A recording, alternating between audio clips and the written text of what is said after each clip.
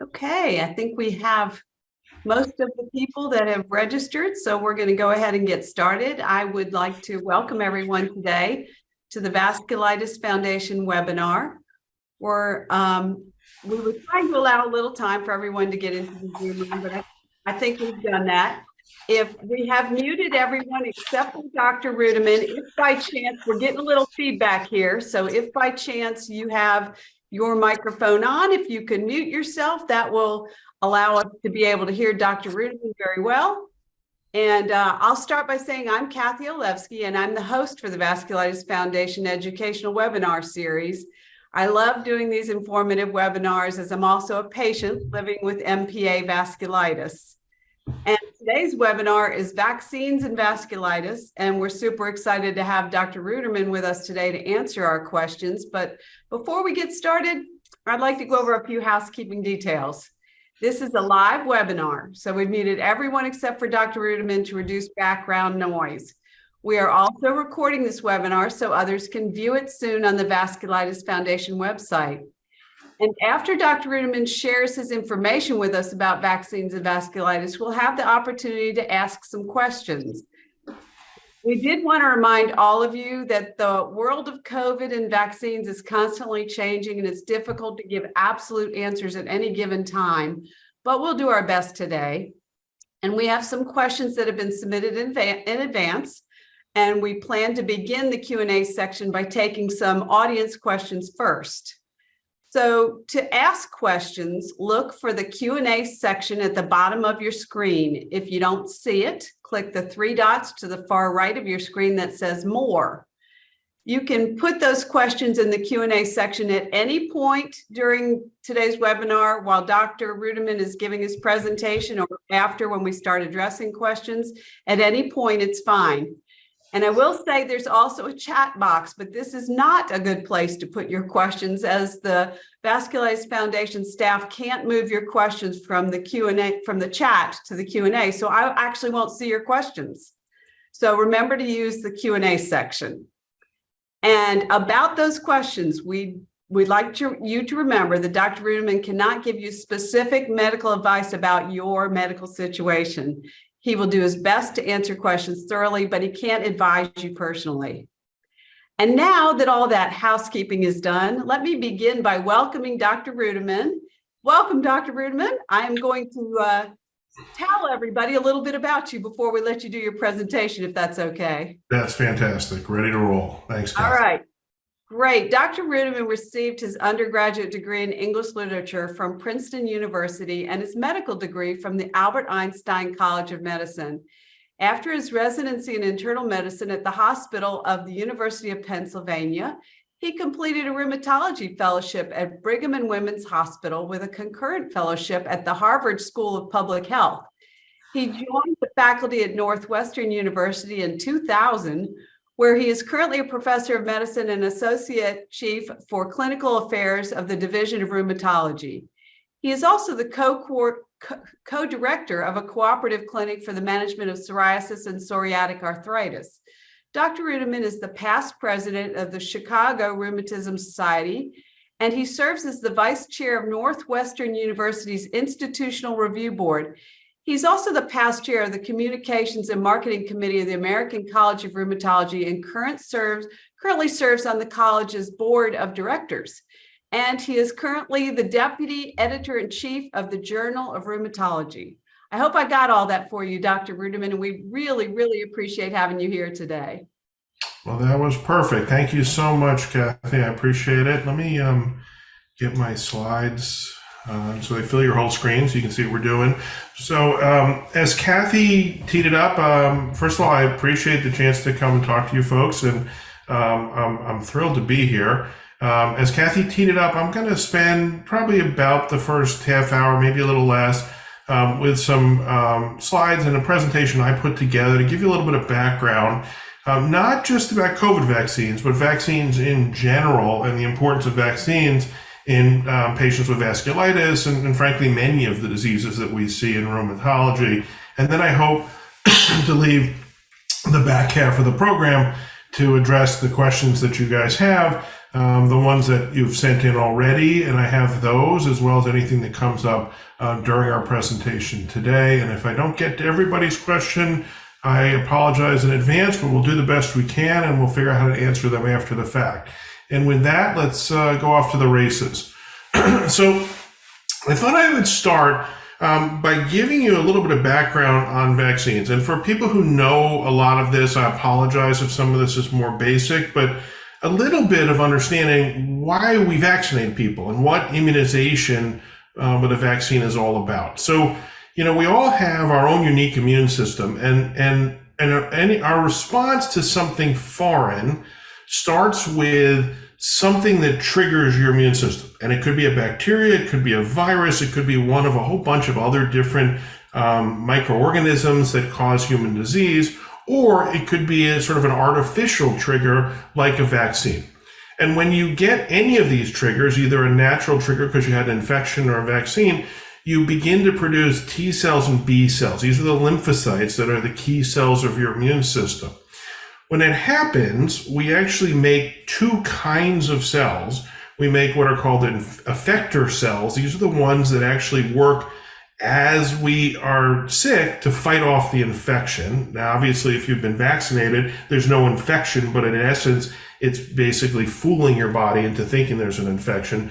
But importantly, we also make memory cells, particularly memory B cells, which stick around for a long time and retain the ability to recognize it if you're faced with that infection again. This is why you are less likely to get an infection that you've already had, because you've developed an immune response that you can then mount as soon as your body sees it coming back again. Now, that's not 100%, and you can get the same virus multiple times, but typically it's less severe the second time because you've already got an immune response that you're ready to bring out as quickly as you possibly can. And these memory cells are what produces the sort of long-term, I say permanent, but not entirely permanent. These cells do not live forever, but they're very long lasting, and they give you long-term response from a vaccination. In some cases, that wanes over time, and that's specific to certain vaccines, and that's where boosters come in. Sometimes they're boosters used initially, and some of you may remember in the early days of the COVID vaccine that you didn't get just one, you got several in a row, because that was to stimulate your immune response to give you a maximal response so that you then had protection that was much more long lasting. For anybody who's had a shingles vaccine, the Shingrix, you'll know that that's got two vaccines. There's a first vaccine and then a booster 2 months later. So that does happen sometimes with initial vaccines. Now, vaccines are not 100%.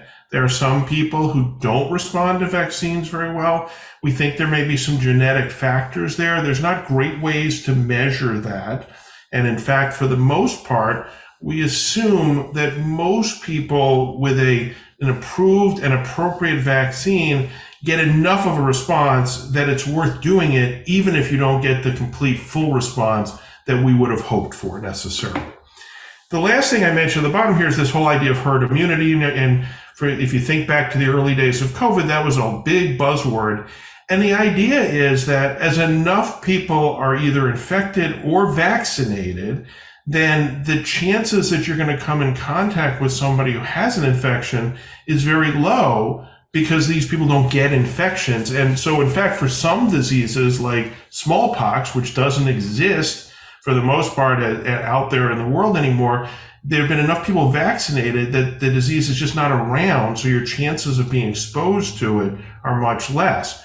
Measles went away for a long time, but some of you may have seen the news in the last 5 or 10 years as there are increasing people who don't want to vaccinate their kids, and I'll come back to that later, for measles, then suddenly it's back again because kids can get it and spread it to other kids. And even if you're vaccinated, you might get a less severe but a potential infection, which you wouldn't have gotten 15 or 20 years ago when virtually every kid was vaccinated against measles, and we just didn't see it around. So that's the whole idea of herd immunity. If you vaccinate enough people, the infection isn't around to hit most folks. A lot goes into it, and I won't really get into the details But in some cases, we don't get vaccinated for smallpox anymore, for example, because it's not around. And so only in the military is that an issue because of potential exposure in different circumstances. So these are really important issues. And so being vaccinated doesn't simply protect you, it protects the rest of us. Because the more of us who are vaccinated, the more herd immunity there is out there, and the less likely it is that people are going to show up and encounter the disease, particularly people who are potentially going to get sicker if they get the disease. So that's important. So what's a vaccine? So a vaccine is basically a way to fool your immune system into thinking that you've had an infection. And so for certain bacterial vaccines or viral vaccines, they used particles or cells of the bacteria or particles from the virus. Viruses don't have their own cells. They actually live within your cells. And so they're just little particles that are basically little factories that make all the pieces that make a virus, but they need a cell in which to do that. And so you can use either a bacteria or a virus and inactivate it, or what's called live attenuated. So they change the virus or the bacteria in the lab so that it's still a live virus, but it doesn't make you sick. And so that is better than coming across the natural virus, and you can generate an immune response to that. You can also make vaccines out of particles from viruses or bacteria, little bits of them. And in fact, that was some of the early days vaccines looking for the COVID vaccine, were bits of the COVID virus that your body saw as something that it wasn't supposed to see, it wasn't supposed to be there, and developed a response to it. And if that's a particle that's kind of on the outside of the virus, then if you're ever exposed to the virus, you recognize that as something foreign to fight off. These are the kinds of vaccines that are out there. As I said, there are these live virus vaccines.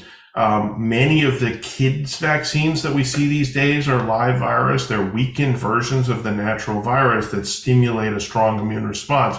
The shingles vaccine used to be a live virus vaccine, but the current shingles vaccine, which is actually a better vaccine, is not. And that's an important thing to know because, as we'll come back to later, there are some issues with live vaccines for some people who are prone to getting sick. There are inactivated vaccines, either pieces of them. There are toxoid vaccines that use certain chemicals that are in the virus or the vaccine, ways of basically fooling your body into thinking it's seen the virus or seen the bacteria and can react against it. And then there's these conjugate, they're just complicated, where they use another protein to sort of deliver these, okay? That's historically the kinds of vaccines. In the last 3 years, we've all learned a lot about RNA vaccines. What's an RNA vaccine? Well, the RNA vaccine is basically a way of harnessing your own cells to make the things that your body will respond to with an immune response. What do I mean by that? So viruses, as I said, they can't exist by themselves. They're spread out there. They get into you and they get into you and are taken up by your cells, and they basically take over the manufacturing machinery in your own cells to make more viruses. These mRNA vaccines are basically a way of putting the genetic blueprint for a piece of the virus, not the virus, so not something that's going to infect you, but pieces of it, particles that would make up part of the virus. Your cells make those, and then your immune system says, hey, wait a minute, that's not supposed to be here, and makes an antibody, makes immunoglobulin directed against that particle. The mRNA vaccines that everybody's used to in COVID use these little lipid particles to get those mRNAs into your cells.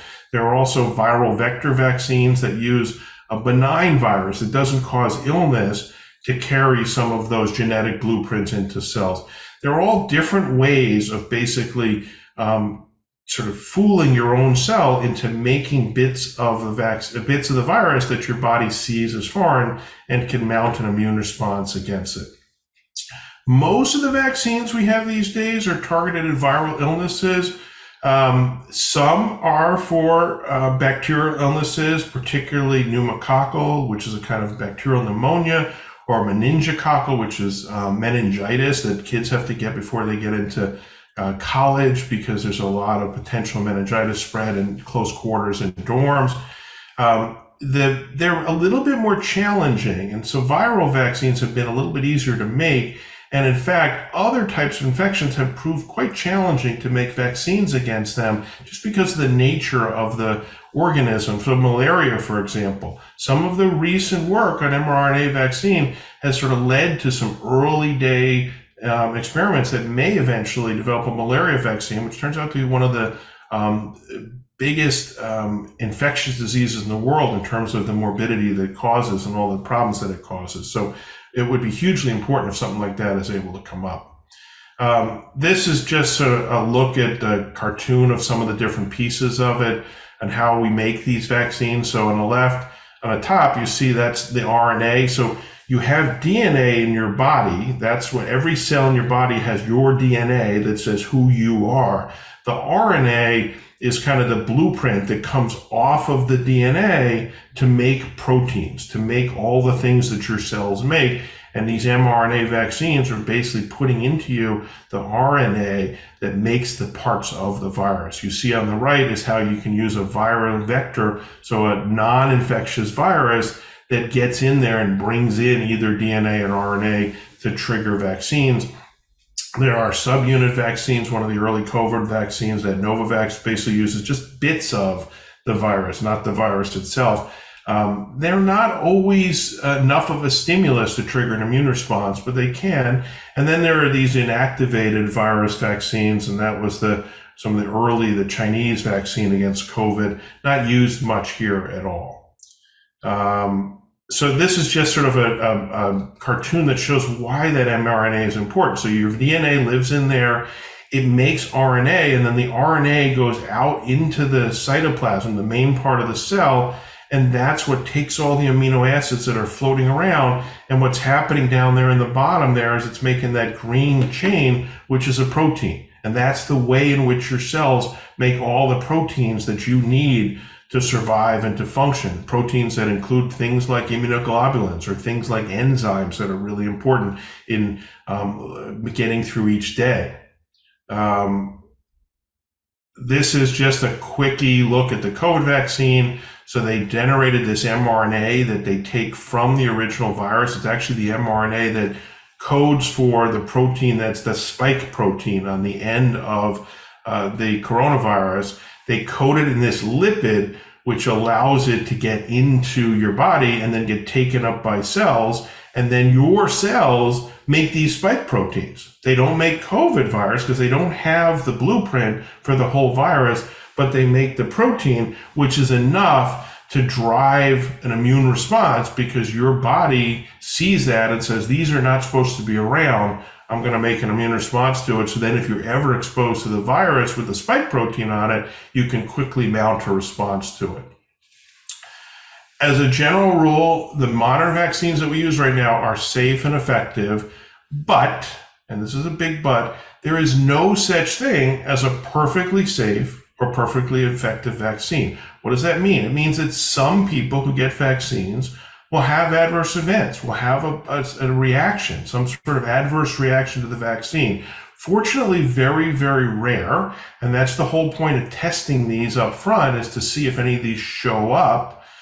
Some people who remember way back some early issues with flu vaccines and Guillain-Barré disease. It was a specific issue with a specific subset of vaccines. It's not a problem with all vaccines, and that's the reason that vaccines go through all the testing up front before they're brought out. A word about the VAERS, the Vaccine Adverse Event Reporting System. You may see this a lot in the news. This is a surveillance tool. It's a way for people to report something that happened after they got the vaccine. It's a tool that looks for potential risk. It cannot, and I repeat this, it cannot establish causality. So just because somebody reported some issue after getting a vaccine does not mean that it was the vaccine that caused that problem. It could have been simply coincidence, but it allows us to know the kinds of signals that people may need to go look a little more at to see if perhaps there was something there. So be very cautious when you read people say, well, wait a minute, all these different things got reported. That must have been the vaccine that did it. We don't know that. The only way that you know that a vaccine caused the problem is if somebody got the vaccine as part of a clinical trial in which everybody was carefully monitored, and there were a subset of people who got vaccinated and a subset who didn't, and you can look at differences in some of these events between the two groups. When you see it out in the real world, you cannot know for sure that something that happened to somebody was definitely due to the vaccine, but it provides a signal that you might want to look into a little bit further. And the decision to vaccinate somebody depends on risks and benefits. And I mentioned this before, it's not just benefits to you, it's benefits to society as a whole. That's the whole herd immunity issue. Okay. So let's take a step back. Everybody's been so focused on COVID for the last few years. What was the most common preventable disease that we had a vaccine for before we had COVID? It was the flu. And people say, well, it was just the flu. It's just the flu. It's not a big deal. People die from the flu every year, and people always have. And the reason that we vaccinate everybody against the flu is to prevent those few small events. And not just death, but people are hospitalized, okay? So most people who get the flu, they feel crummy for a few days, they take to bed, they stay home, they miss work, but at the end of the day, they're okay. A very small subset of patients actually end up getting hospitalized, usually people with underlying medical illnesses or particularly with underlying respiratory illnesses. And kids and adults can get sick and can die from the flu every year. So it is important. And the reason you try to vaccinate everybody is you can't identify those people who are going to really get sick. So you have to go for everybody to try to minimize the likelihood that somebody's going to get really sick from getting the flu. And it turns out the vaccines we give people are incredibly effective. And this is just a short list of all the different diseases that we're able to vaccinate against. And in that column, in the second column, you see how many cases we would see every year in the US. The third column is how many cases we now see. And it's a dramatic reduction in the number of cases. And even if only a fraction of those people who get diphtheria, which is whooping cough, or tetanus infection, or measles, or mumps, get really sick from that, if we can reduce 500,000 people from getting measles, then we're definitely going to keep a few people from getting really sick from the measles. And that's the benefit of these vaccines. Polio vaccine has essentially wiped out polio in the US, assuming that everybody is able to be vaccinated. That's critical. So why, if that makes so much sense, why don't people get vaccinated? Well, you've all seen all this, and there's a ton of anti-vaccination sentiment out there. This preceded the whole COVID vaccination story, and I really am not going to get into the politics of it.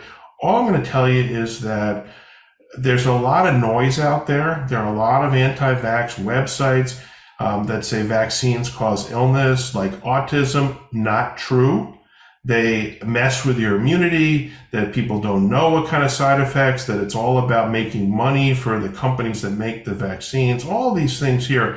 And at the end of the day, none of it is science. The science tells us that vaccines work and that vaccines reduce infections and prevent illness and death, and all this other stuff is noise and conspiracy. And in fact, on the autism one, that was looked at very carefully. And it was all a very theoretical risk because of this whole, you've heard about this mercury. There's a particular kind of stabilizer that they use in vaccines to make sure they stick around for a long time. That is thimerosal. It's sort of based on mercury. It isn't typically like mercury like you'd have in a thermometer. But this was looked at and has been looked at very carefully over the years. And the link to that and autism has been completely disproven, to the point at which there's just a huge effort to say, look, autism is a big problem. Autism spectrum disease is a big problem, but let's spend the money where it belongs on treating it and preventing it, and not on focusing on vaccines that never caused it in the first place. It's still a problem. This is old data, but it's still around. Pediatricians have parents who won't let their child be vaccinated. People have patients now who won't get COVID vaccine. And it's a problem because it puts everybody else in your office at risk because they can bring that infection in. And pediatricians are saying that a lot of parents have safety concerns and they spend a lot of time trying to talk them out of it to make sure that the kids get the vaccines they need. And there's a whole host of vaccines that I'll go back to in a second that kids need to get as they're growing up. Pediatricians, I'm not a big fan of memes, but I've always liked this one. This is the annual meeting of intensive care pediatricians who are against vaccines. And you can see how full that room is. Pediatricians know how important this is to the health of our kids and to making sure that we have safe, healthy kids growing up. All right, I'm putting a couple slides up that just shows you all the vaccines that kids get. I'm not going to go through all these. It's way too deep in the weeds. But they start from the time they're born up and through school age and then even into college age. And they keep adding them every year. And everybody's like, wow, that's too many vaccines, too many vaccines. At the end of the day, all of these have been proven safe and effective and prevent these diseases.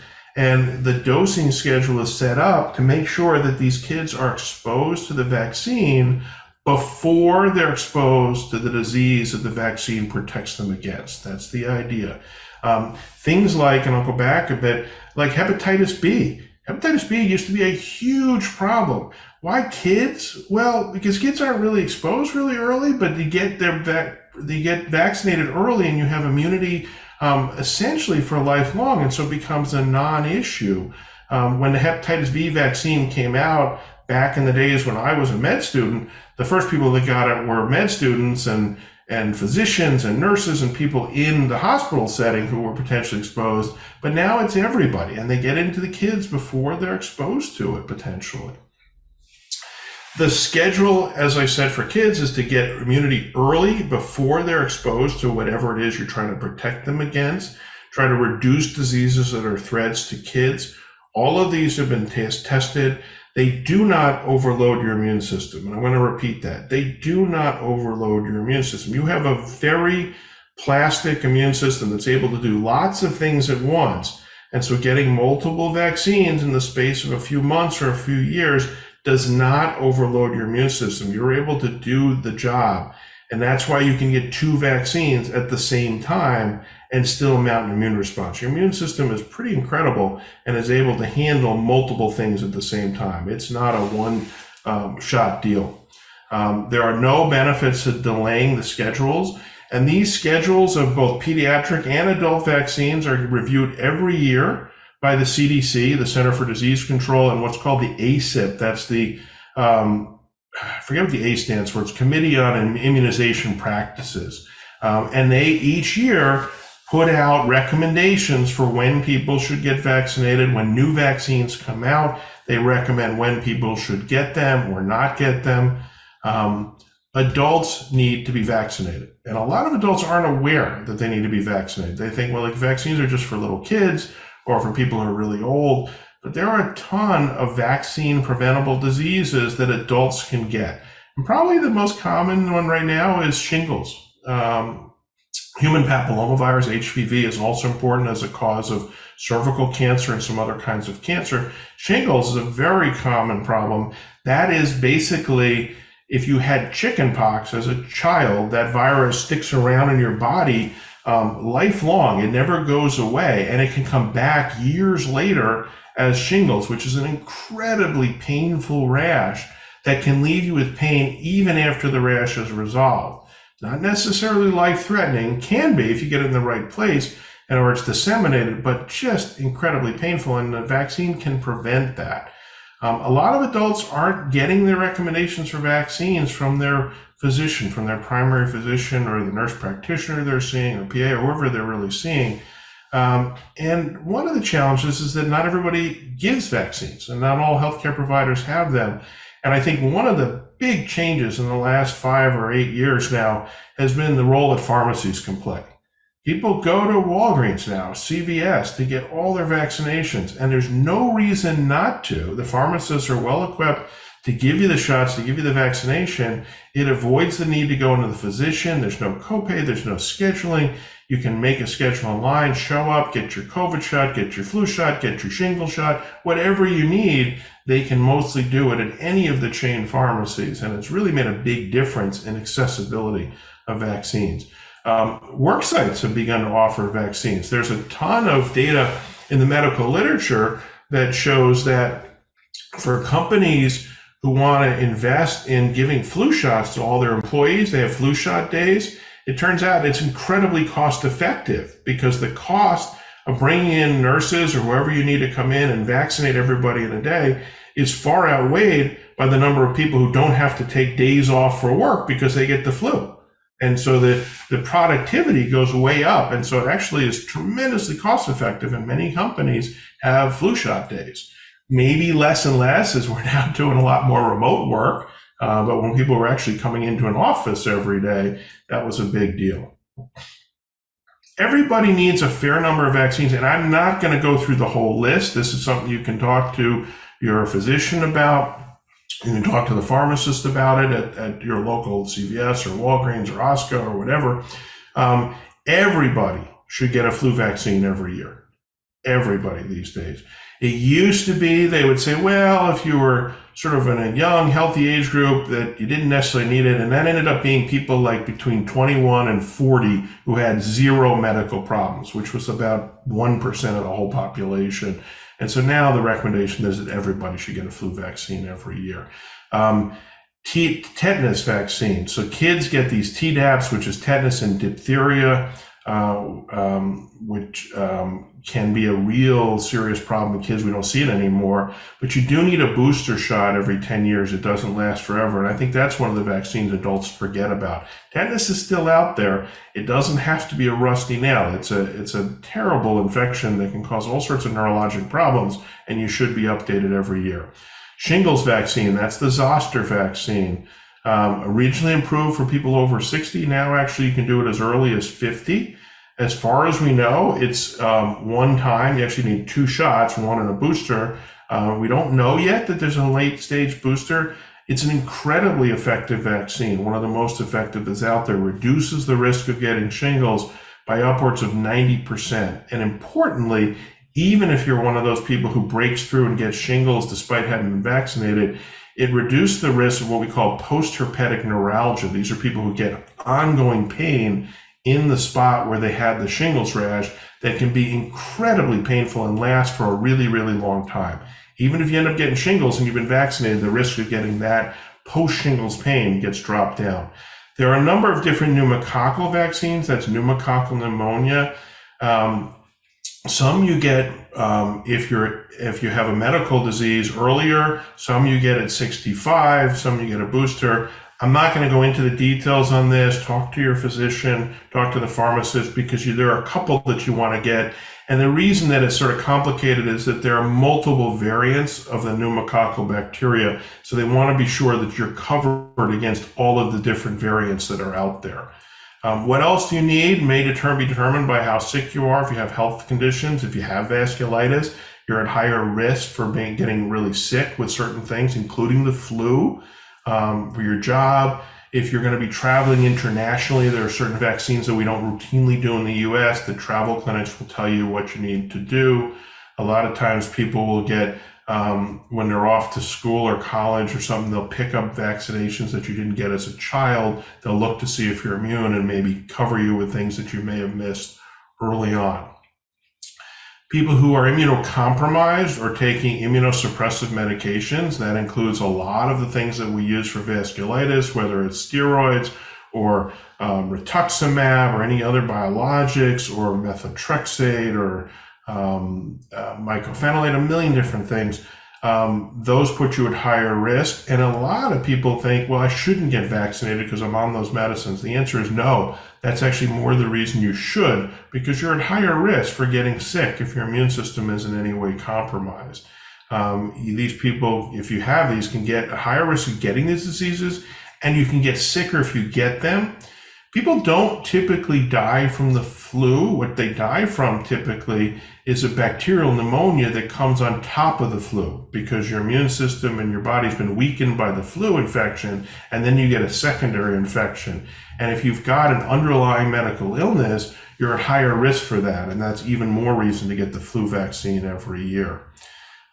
This is just kind of a short list of some of the medications that we use in rheumatology, some for vasculitis, not all. And on the right is a list of some of the different infections that we do see more commonly in people who get these medicines. And what you see is many of the things on the right side of the list, there are vaccines to prevent them, which is, again, more reason to make sure people are vaccinated because they're at higher risk for getting some of these diseases that can make them very, very sick. Unfortunately, we do not have preventative vaccines for everything on the right side there. So that you do have to be very vigilant and be careful. But to the extent that we can prevent some of these things, it's important. The American College of Rheumatology, and for anybody who was at the conference a few weeks back, they went through this, and I appreciate Dr. Yassine, who allowed me to use her slides on these. They put out some guidance on vaccinations for people who are on immunosuppressive therapies or have diseases that cause an immune response. These were guidance that were put together with the help of a variety of rheumatologists and infectious disease physicians, as well as some patients.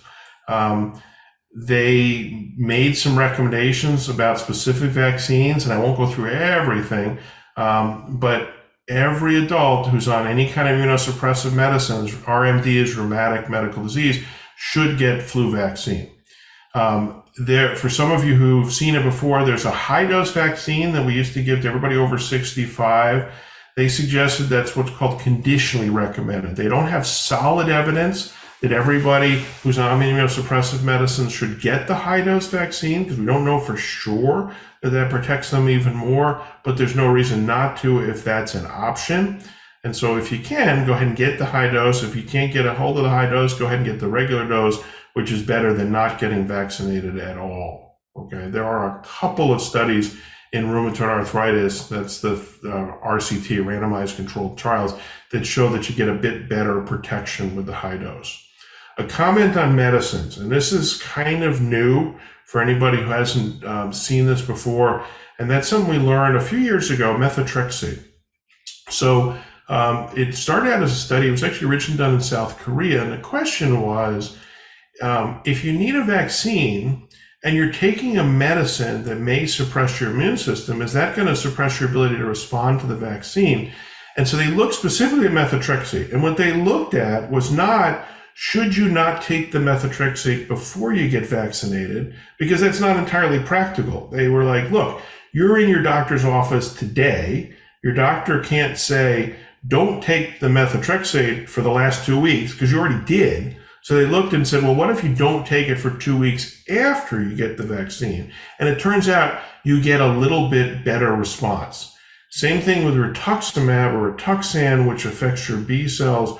We try to time vaccines so that they're not right on top of the Rituxan, so you get a better response to it.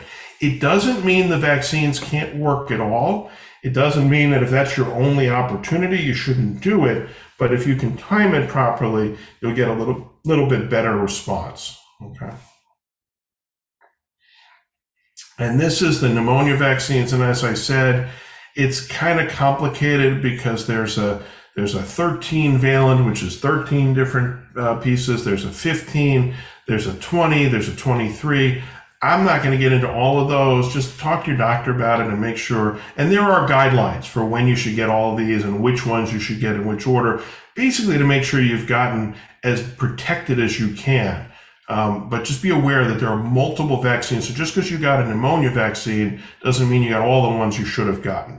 And then finally, shingles vaccine, as I mentioned, very effective, over 90% effective, certainly in the first few years. The prevention may go down over time, but we don't yet have any guidance for a booster down the road.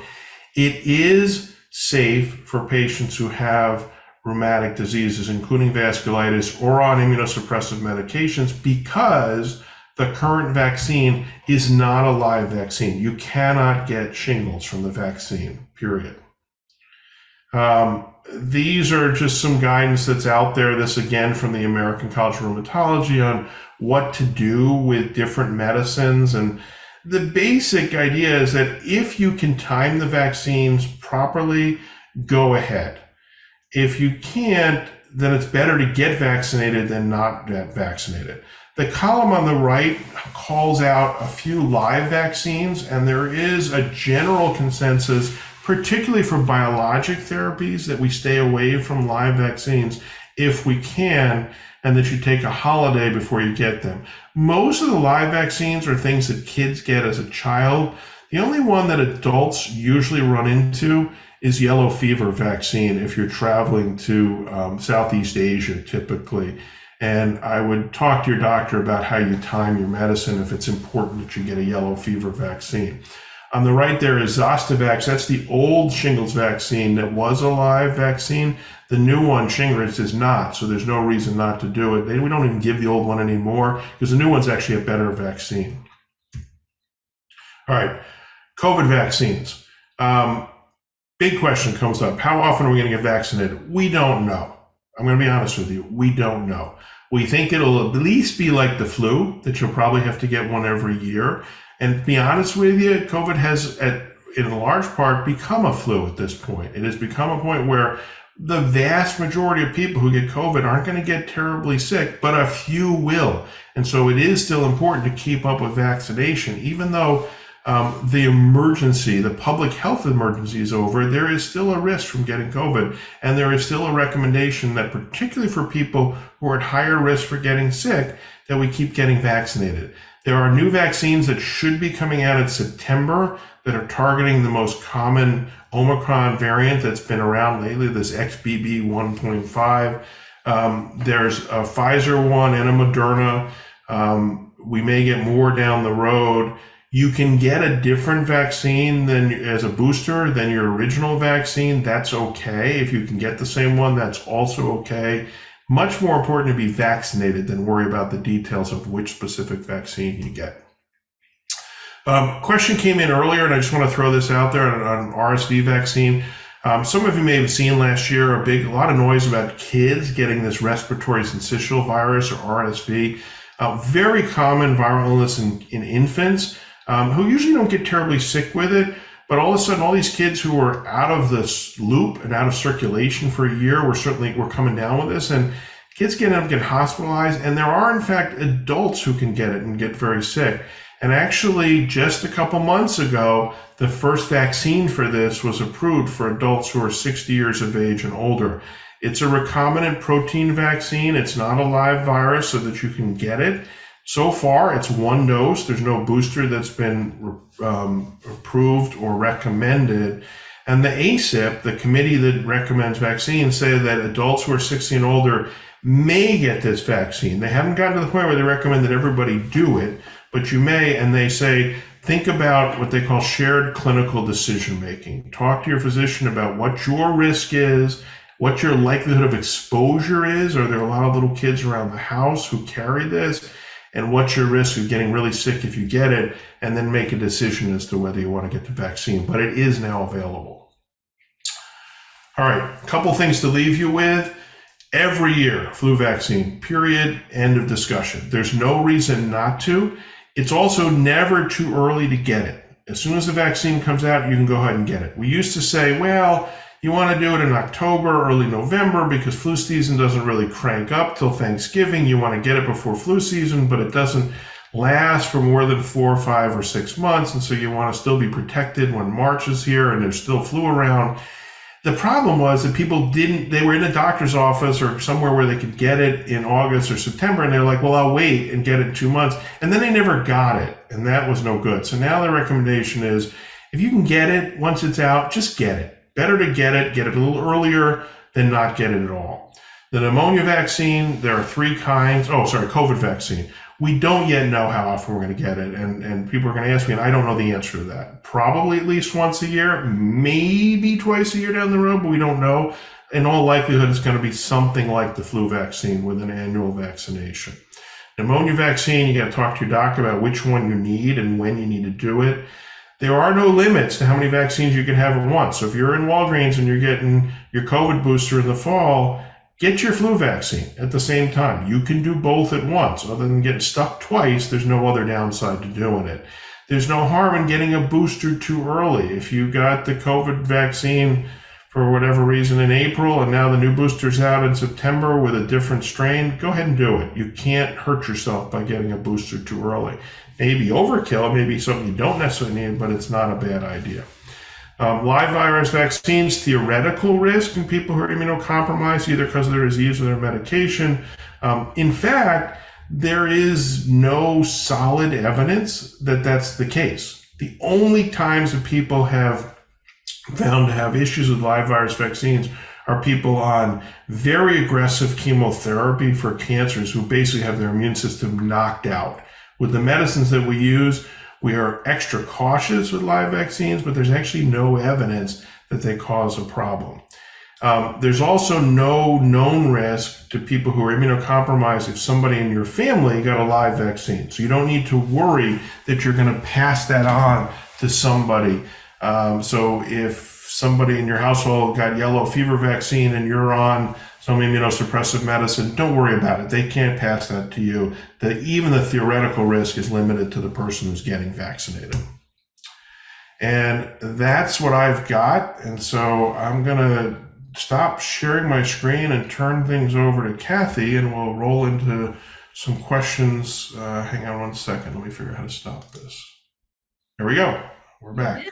You did it. Great job. Thank you so much. I feel like it's interesting. We didn't get that many questions during the webinar today, but it's because your information answered so many of them for me. At least that's what I thought. I actually wrote a list of 7 things to ask my doctor about. So maybe others are doing the same thing. I'm going to start with one question that did come in today. Let me see if I can find it. Is the annual flu vaccination still recommended even for those whose vasculitis was caused by a flu vaccination? So first of all, I would question whether that's really what happened. Sometimes the timing wise is such. That's really one of those sort of, you need to talk to your rheumatologist or physician about that. I think if you clearly got some sort of adverse event that somebody was convinced was related to the vaccination, then you should probably stay away from it. But for the most part, most of that is just related by time, but not necessarily related to the vaccine itself. Okay. And thank you. And another one that came in was, and again, this one is kind of specific to her child. And I know you can't diagnose or prescribe, but maybe you can give her a general answer. My child is 13 years old and was diagnosed with vasculitis when he was 9.5. His last rituximab was in February 2022. He's now in remission, and we would be getting the usual teenage boosters and planning to travel to India. They're asking about suggestions for the vaccines because of the circumstances. Sure. Of vasculitis. And I think that at that point, I would recommend he gets all of the vaccines that any other 13-year-old should get, and including anything that might be specific to India. And so I do think yellow fever may come up, not necessarily everywhere. And that's where a travel clinic can be very helpful, because they will look not just at what country you're going to, but where you're going to be. So what your exposure is likely to be. But someone who got Rituxan last year in February 22, so we're approaching 18 months, no issues with any vaccine. First of all, remember, having gotten Rituxan doesn't make a vaccine unsafe. It just makes it potentially that you're less likely to get a good response to the vaccine. So it's not a reason not to do it if you need to be vaccinated, but just know that you may not get the most protection. But after 18 months, that should not be much of an issue. Okay. I'm sure that will help them a lot. They sounded worried.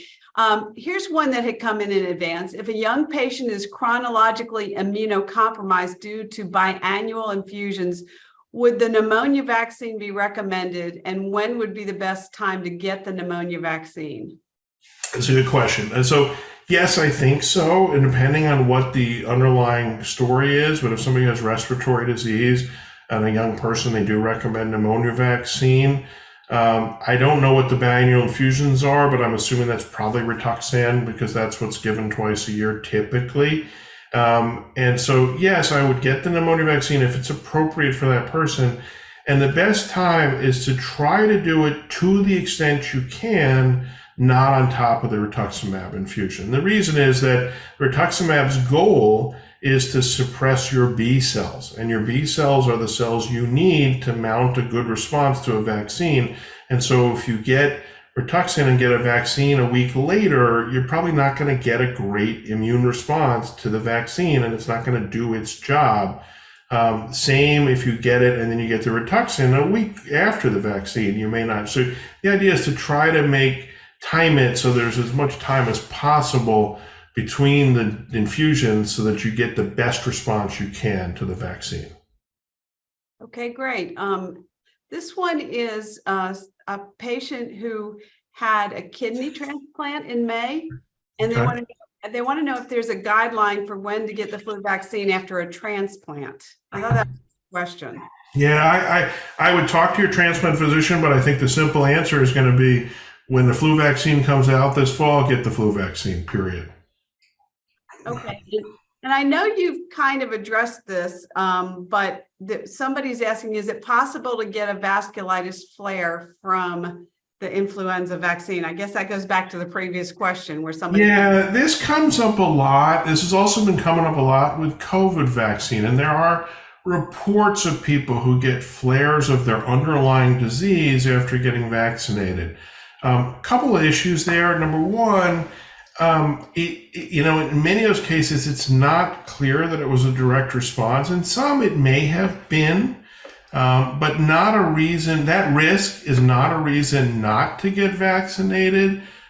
Just something to be aware of. Somebody asked in advance about reports of IgA-related vasculitis, which is a specific kind of vasculitis. There have been reports of people getting flares of that who have flared, who had it, or never had it even, who flared after getting COVID vaccines. The problem is there's a handful of reports of that happening, which is a fraction of a fraction of a fraction of the millions of people who've been vaccinated against COVID. And so that should not be a reason not to get the COVID vaccine, because if you do flare, your doctors can deal with that flare. If you get COVID and end up in the ICU, that's a problem. And so you're better off being vaccinated even with those potential risks, because the risk of the underlying disease that you're trying to prevent is far greater. Great advice. This one says, my doctor says that I'm classified as a patient with refractory vasculitis because of my chronic relapses. Now, those of you that don't know what refractory vasculitis is, because it was a new term to me, we did a webinar on it not too long ago, so you can go find that on the VF website. But the question is, does a patient with refractory vasculitis require a different strategy for getting vaccines as opposed to a patient who is in remission? As a general rule, no. Two things that are different. If you have refractory disease, that means it's not completely under control, which means that your vasculitis itself puts you at risk for getting sicker if you get one of the diseases for which we vaccinate people. So that's important. Whereas if you're in remission, in theory, your risk of getting a lot sicker is much lower because the disease is under control. It's not active. The other thing that also I think I would note here is that somebody who has refractory vasculitis is probably still on medication, whereas somebody who's in remission may no longer be on immunosuppressive medicines. And so the different strategy there is to time the vaccination to the medicine that you're getting so that you get the best response. And that's something you need to talk to your doctor about. So yes, there are some differences in terms of timing of vaccines, but somebody who has refractory disease, probably more reason to get vaccinated than somebody who's in remission, frankly, because your risk is so much higher of getting sick if you get the flu or you get COVID or you get one of these diseases that we vaccinate against. I hope everybody is getting that message from you, because it's been said so many times. And I think that's just such an important message that it's more important sometimes for us to get the vaccines. Right. And having said that, this question, I think it's just a rephrasing, but they particularly want to know for themselves. What about vaccinations and Cytoxan, which is different than rituximab? Can we do both the flu and COVID-19 while taking Cytoxan and prednisone? So yes, you can. Timing again is important because when you get Cytoxan, you have a period of time, typically about 10 to 14 days afterwards, when you have a real suppression of your immune cells like your B cells, and that would not be a good time to get a vaccine because you're not going to be able to have an immune response to the vaccine. So again, it's all about timing. Same thing with prednisone. For the most part, we don't think prednisone has a big impact on response to vaccines unless you're taking a very high dose. And so if you're on prednisone, probably above 20 milligrams a day, a lot of times physicians will recommend that you, if you're working on getting the dose down, that you hold off on getting vaccinated until you get to the dose below 20 milligrams, because then the vaccine's going to do a better job for you.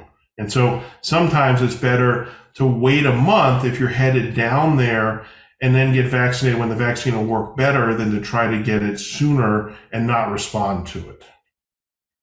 Okay, and I just need to ask you, we're about 5 minutes from the top of the hour, and we were wondering if you could go just a little bit longer so we can ask. I'm happy to stick around if people want to stick around. I don't want to go too long because people are going to get bored of me, but I'm happy to stick around for a while. I can tell you from the comments in the chat box, nobody is bored. They're all so grateful for your answers. Okay. Okay. This is Perfect. great. So this question, a little bit longer because this person is, like so many of us with vasculitis and various infusions, is confused and just wants some clarification. But since most people with autoimmune diseases are immunocompromised, we need guidelines as to when we should get the various vaccines. I will get my Truxima infusion in August and September. Will the flu vaccine, RSV vaccine, COVID booster, et cetera, even work if I get them right before flu season? I actually had to wait to the end of December and through January, February to get my shingles vaccine, COVID booster, and flu vaccine. I had to be done 2 weeks before my next infusion, which was March 3rd. This was a schedule from the rheumatologist at Cleveland Clinic. It's just so confusing. Yeah, no, I get it. And it is a challenge. And I can't give you the absolute right answer there. But I think, Truxima, for those who don't know, is one of the biosimilars for Rituxan or rituximab. And if you're getting your infusions in August and September, no, I probably wouldn't get your flu vaccine or your COVID booster a week after your second infusion because it's just not going to work very well. And so if you can wait, and that's just something you got to talk to your doctor about to figure out the timing of it, but if you can wait a month, 6 weeks afterwards, you're probably, certainly for the flu, still before flu season really kicks in. I wouldn't wait until December, January, and that made sense for shingles because that's kind of a lifelong thing and there's no timing on it. But you really don't want to be waiting until December or January to get the flu vaccine. So it's really just a timing issue. And I think I talked with your doc about it. And it sounds like they did that last year. They know what they're doing at the Cleveland Clinic on these. And the answer is probably some reasonable period of time after your infusions in August and September, but not so long that you're now at risk for getting the disease that you were supposed to be vaccinated against in the first place. Okay, and someone just asked as we were talking, what about Actemra infusions? Is that similar answer? No, actually, we don't think the Actemra affects vaccines very much. Same with TNF inhibitor infusions like Rheumatic or Symphony. Of all the biologics that we give, the one that clearly affects vaccine response is Rituxan, maybe a medicine called Benlysta, which is used for lupus, maybe Arancia a little bit. But for the most part, most of the biologics don't impact your response to vaccine. And the recommendation is you go ahead and get them at the regular schedule. Okay, and this one was submitted earlier today. Can Dr. Ruderman explain what is meant by the emergency authorization use and how it applied to the COVID pandemic? What does this authorization allow so drug can bypass usual protocols to reach the population? And can a vaccine remain in that status after the actual emergency is over? It's a great question, and I think it's important to sort of understand what emergency use authorization means, or EUA sometimes. So, and it's different than the public health emergency. So the public health emergency for COVID is over, right? That lapsed, and they didn't extend it because the emergency is over. It doesn't mean that the infection's gone. It doesn't mean the risk is gone, but the major public health emergency has passed.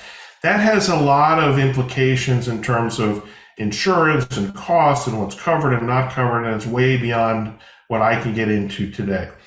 Emergency use authorization is a way for the FDA to approve a medication or a vaccine or a device before all of the full set of data that they usually review is in, if they judge that there's an emergency that says we've got to get this out there. We can't afford to wait the 3 or 4 years that the usual drug authorization process plods through when we have something that we think can protect people instead of waiting around for that. Now, a couple of key points.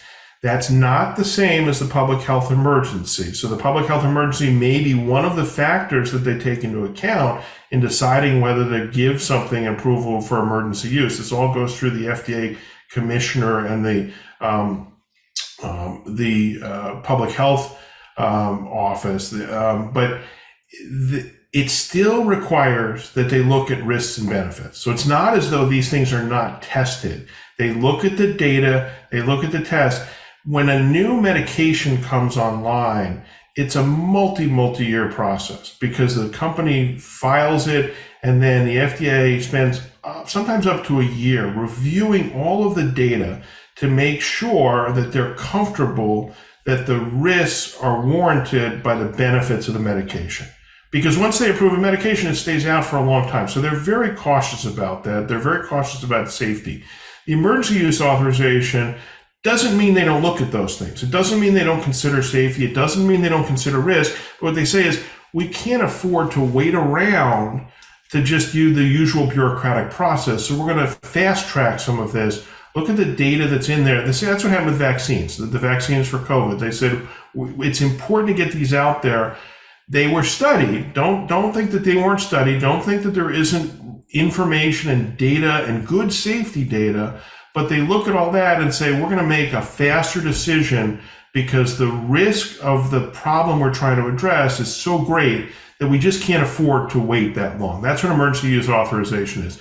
It's different than a public health emergency. So the authorizations for all the drugs or the vaccines that were approved during the COVID pandemic, they don't last because the public health emergency has sort of ended. They didn't renew that. These authorizations are still in place until the FDA commissioner says we're going to revoke those because we have new information that says maybe either the risk is worse than we thought, or maybe the benefit isn't as significant because the emergency is over. The risk, the risk of getting disease is less, so we don't need this anymore, and so we can take this away. But they're still there until they're revoked. They don't go away automatically just because the public health emergency is over. Okay, well, thanks for that explanation. Just a couple more questions. Sure. One is about the flu and COVID vaccine, that there's potential for them being combined. Could you comment on the upside of the convenience of getting vaxxed for both the flu and COVID at one time versus the potential downsides? I don't know if that's going to happen, but why not? I mean, we do combine other vaccines like MMR as measles, mumps, and rubella. That's German measles. So yeah, I mean, there is history for that. Are they going to do this? I don't know. It kind of depends on what ultimately the plan is for how frequent you get COVID boosters. If it turns out that COVID boosters are going to be annual, just like the flu, and the fall is a good time to do it, then maybe they will combine it. I mean, they do update the flu vaccine every year to cover the strains that are out there. And so they're going to update the COVID boosters every year, presumably, as the strains change. So maybe they'll do that. On the other hand, what's the convenience? It's one shot instead of two. It's not that big a deal. And so if it's not, so if nobody ends up putting the two together in a single vaccine, it may also be more complicated because of the natures of the vaccines. The RNA vaccines, because of the way they're in these lipid particles, have to be frozen at minus 70 degrees centigrade. You may have remembered that early on, that only certain places could give them because they only had the deep freezers to do that. That's different than the way flu vaccines, which generally have to just be refrigerated. So it may be complicated to put them in the same one, but you can absolutely get both vaccines on the same day and just get one on each arm. And that's the end of it. And then there's no reason not to do that, even if they never put them in the same vaccine. I think that's a super huge message to get out there, because how many of us have heard somebody that we know say, oh, I had that and that vaccine made me sick. Yeah. But you're telling us all it's not the vaccine that's making us sick. You cannot get pneumonia from taking the pneumonia vaccine. No, and you can't get the flu from taking the flu vaccine. You can certainly get a viral illness the week after you get a flu vaccine. It doesn't protect you against all infections or all illnesses, but you cannot get the flu from the vaccine any more than you get COVID from the COVID vaccine. Absolutely not. So important for us to know that. And I would like to finish with asking one question that's from me. Okay. I was diagnosed in 2009, and I was on all kinds of different, I like Cytoxan and azathioprine and everything for the next 6 years. But right after I was diagnosed, my granddaughter was born. And she was taking all sorts of live vaccines because she was a baby. And I was not allowed to do certain things with her because of all the stuff I was on. Is that still correct? I think, it doesn't hurt to be cautious, but as a general rule, we don't think that the kids who get these live vaccines can pass it on to the adults. The one we used to worry a little bit about was the nasal flu vaccine. I don't know if anybody remembers this who had little kids a few years ago. They took it away, I think. I don't think it's around anymore because it turned out it didn't work all that well. But it was for kids who didn't want to get a shot, and they would spray up this sort of attenuated live flu virus in their nose. And that's a challenge because kids are constantly sneezing and rubbing their noses everywhere. So you presume they're spreading it around. So that one worried me a little bit, but that's not around so much. But if they're getting a live vaccine injected, the likelihood that they're going to be able to spread it to anybody else is pretty slim. I think it doesn't hurt to be a little bit cautious, and maybe, if your kids get, your grandkids getting vaccinated, maybe, that a few days afterwards, maybe that's not the best time to visit. Just why not? Just hold off for a few days. But it doesn't mean you have to stay away from your grandkids for months at a time. That's totally unnecessary. I got a free pass on not changing diapers in case. That, you can use it for what it's worth. Absolutely. Okay. Well, Dr. Ruderman, I think we got to all of the questions that people were asking today and the ones that have been sent in ahead of us. And I'm afraid our time has run out, but I so appreciate, and all the comments in the box, they so appreciate you coming on and answering the questions so plainly and easy to understand today. So I'm speaking for all the patients when I tell you what they said. They so appreciate that. And I did want to just thank you for all your time and thank the Vasculitis Foundation for providing these important educational webinar series opportunities. And just to say again, for those of you that want to stay informed, the Vasculitis Foundation has something called the VFE News that you can subscribe to on their website, and maybe just use the Vasculitis Foundation website for all of the resources that they have. So I always like to point those things out at the end because it helps me so much. But thank you so much, Dr. Ruderman. We appreciate it. And maybe just use that. Well, thank you everybody for joining us, and I hope everybody has a good rest of your day and a good week. Thank you. Bye. Bye all.